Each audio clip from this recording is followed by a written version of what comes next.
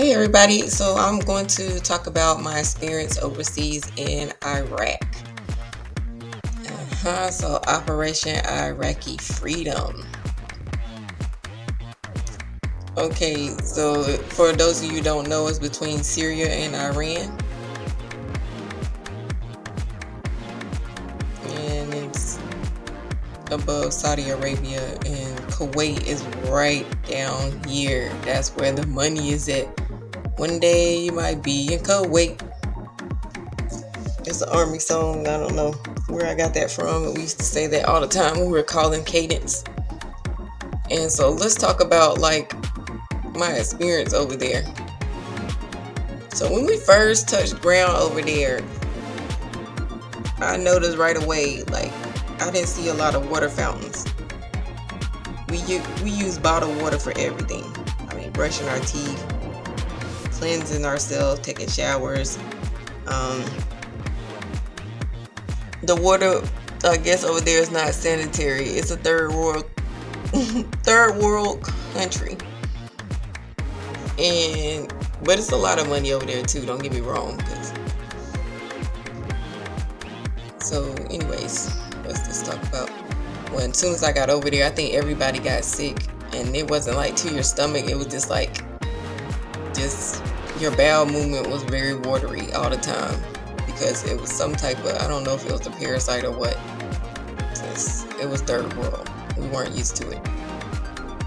It was hot as crap over there. Hot as crap. It was always 140 to 160 degrees. I mean, I was always pouring in sweat. And it's just dry, humid, hot. Nice buildings because it's like sandy. I'm like, how do you make buildings made of sand? I don't know. But it is possible, okay?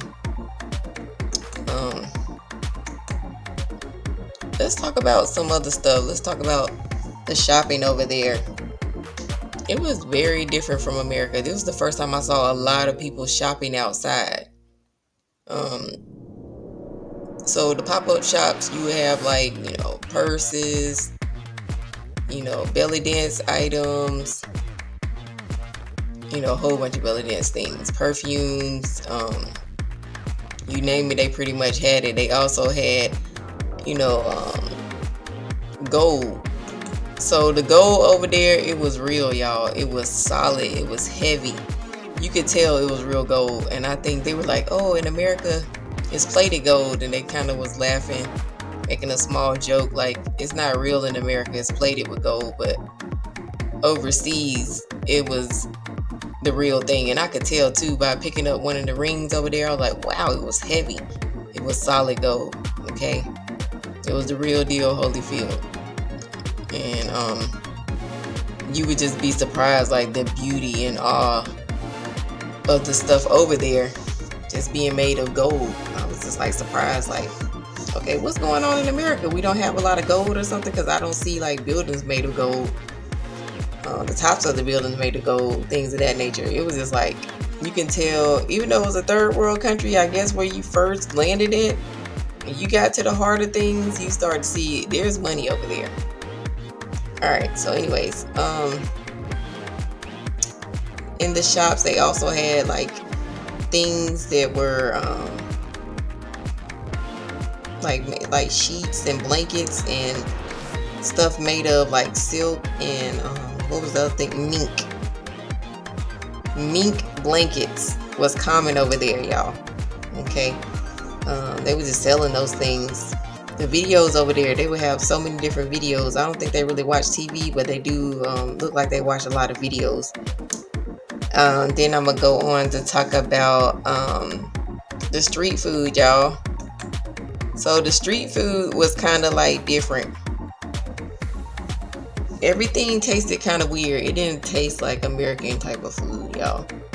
It's like different spices, that I never really heard of until I got overseas. Because I was just using the standard kind of spices, okay? Salt, pepper. That's the standard. Over there, oh no, it's so many different spices, okay? And different ways you can spice up your food and make it taste good.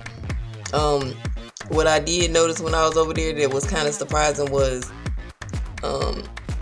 They had the meat outside in the street market, so I'm just not used to that. The fast food restaurants that I was used to was like McDonald's and all that kind of stuff, Chick-fil-A, and the food is inside the store. I'm not really used to seeing food on the outside and hung up by some type of string or bar or whatever.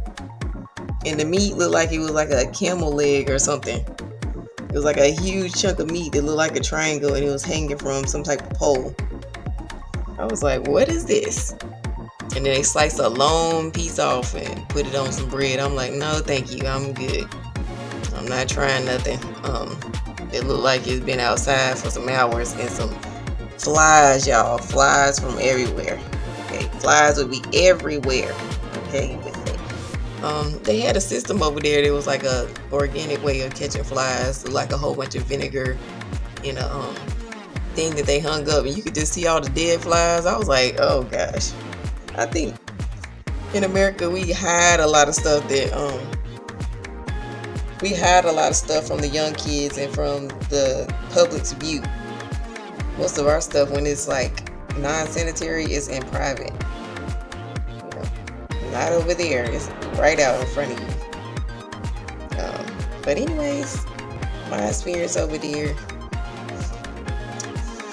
That's pretty much it in a nutshell. I'm just gonna give y'all, a small snippet. I'm not gonna go through everything that happened overseas because that would take all day, and y'all be like, what kind of video is this? So I just wanted to let y'all know my experience and how I survived the Iraqi freedom. Pretty much staying to myself, staying out of people's business, minding my own business. When I needed to do some work, I did my work. And when I need to pull some duty, I pulled some duty, and then I came back home. All right, so if you want to hear more about my experience, be sure to like, comment, share, and subscribe.